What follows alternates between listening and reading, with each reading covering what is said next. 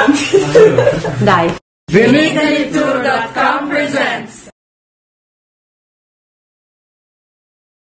Well, we're talking now with one of the most important producers from the Umbria region. We're talking to Chiara Lungarotti, and she is with Lungarotti Wines of Umbria, and we're having some of your delicious wines here. And you know, one of the things we're talking about not only is the wine, but how to get this wine to some of the younger wine lovers in the United States. Absolutely. I think that more and more is important to make our wines known to the young consumers, to the X generation and to the millennial generation that will become the important consumers of tomorrow. And we are extremely active under the new media point of view with our website that is available both on tablet and mobile, but we have people at the winery that work actively on Facebook, on Twitter, and on Flick, and all in the other kind of social media. I think it's a very important way how to contact and to get in contact with the final public. Right.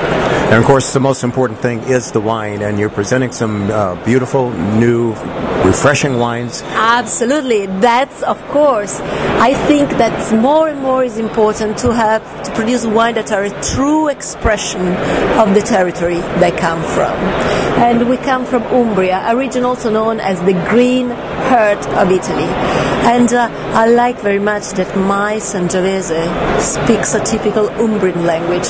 I like to say that Sangiovese in Umbria compared to Tuscany is much more contemplative. It's much more rounder. And that's and this smoothness, this softness that you can find in our wines, especially in our Rubesco wine, it's a really footprint of our Umbria region.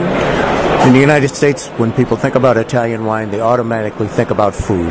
Dining in a restaurant, enjoying the wine with all kinds of cuisine, not just Italian cuisine.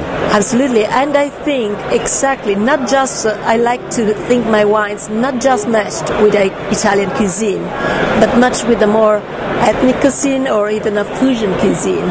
I love, for instance, our Torredigiano with a sushi or with a fresh Chinese food, as well as a generally speaking, a seafood. But I love Rubesco with a T-bone steak or with a nice barbecue in the backyard. Now that the season is getting better. Sure.